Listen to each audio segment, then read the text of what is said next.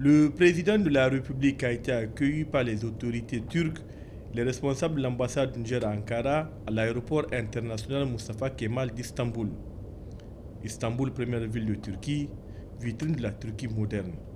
Symbole d'une Turquie qui progresse, a accueilli plusieurs chefs d'État et de gouvernement à l'occasion du centenaire de la bataille de Çanakkale et les travaux de la conférence sur la paix.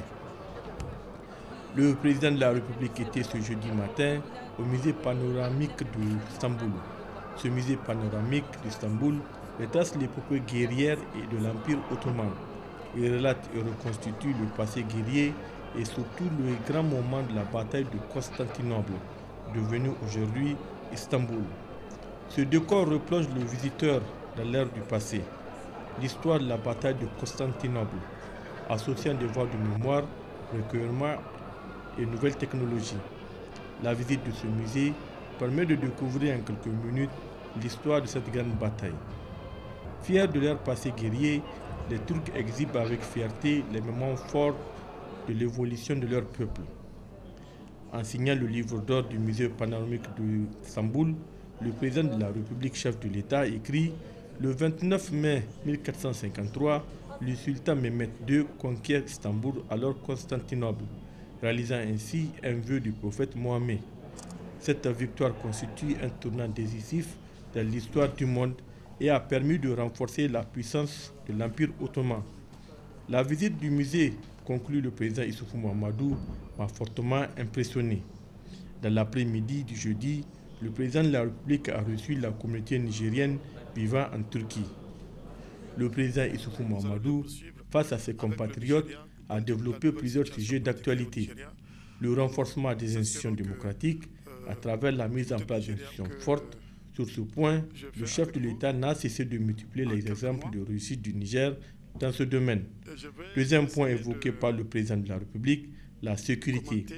Les autorités de la 7e République ont engagé d'énormes moyens financiers et humains pour sécuriser le Niger et son territoire. Plusieurs opérations militaires ont été engagées par les forces de défense et de sécurité.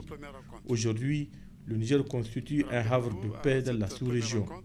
En termes d'infrastructures, depuis 2011, d'énormes moyens financiers ont été engagés. Des routes bitumées, des routes latéristiques ont été construites.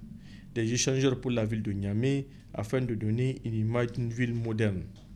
Les capitales régionales bénéficieront également d'investissements. De Sosoga hier, bientôt Maradi Kolia. Les autres capitales régionales bénéficieront prochainement à l'occasion des fêtes tournantes du 18 décembre. Depuis son accession au pouvoir, Issoufou Mahamadou a fait de la question de la sécurité alimentaire une priorité. Désormais, sécheresse ne rime plus avec famine.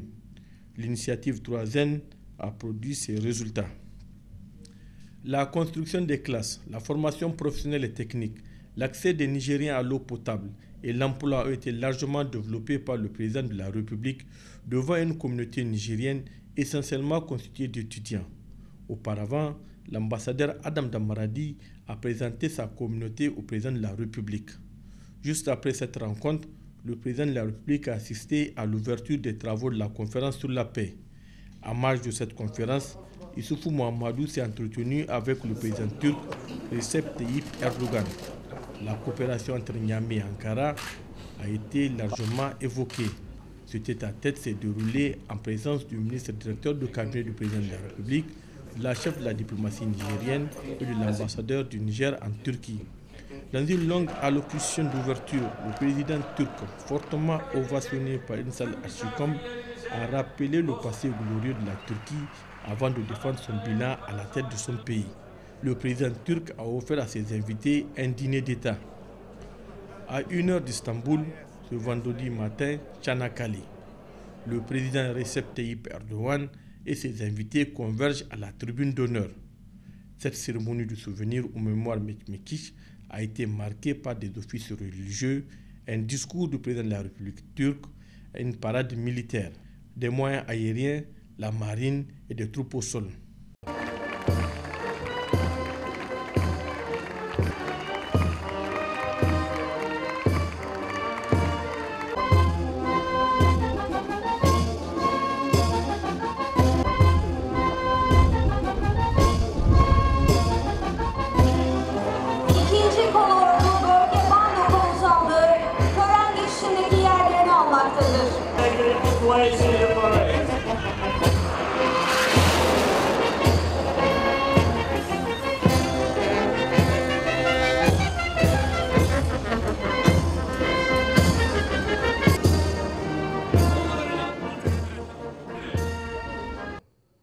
cimetière français de Sanakale, une haute cérémonie de souvenir marquée par l'allocution de Jean-Yves Le Drian, ministre français de la Défense. Au nombre des soldats tombés au cours de cette bataille, des soldats nigériens engagés au front par l'Empire colonial. 3 y reposent au cimetière de Sanakale. Le président de la République a déposé des chapes de fleurs sur leur tombe. Cette cérémonie commémore et honore la mémoire de toutes les nations. Et c'est bien le sens que Mustafa Kemal Atatürk a voulu donner à cette bataille de Gallipoli. Gallipoli incarne donc aujourd'hui plus que jamais la réconciliation des belligérants d'hier. La bataille de Gallipoli marque la naissance de 3 grandes nations, à savoir la Turquie, l'Australie et la Nouvelle-Zélande. 100 ans après, le souvenir des épreuves endurées par les armées demeure vivant. La bataille de Sanakale reste l'un des combats les plus meurtriers de la Première Guerre mondiale.